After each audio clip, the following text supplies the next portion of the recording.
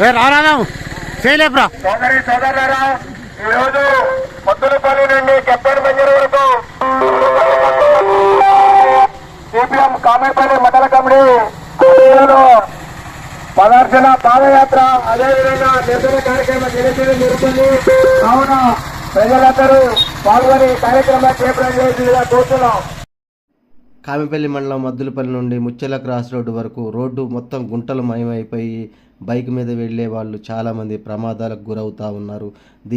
దీనిపైన CPM party జిల్లా నాయకత్వం ఈరోజు పాదయాత్ర చేయడం ప్రజలకు ఎంతో మేలు కలుగుతుందని ఆశిస్తాను. దీనిపైన జిల్లా అధికారులు స్పందించి వెంటనే రోడ్డు నిర్మించాలని కోరుతూ ఆర్కే.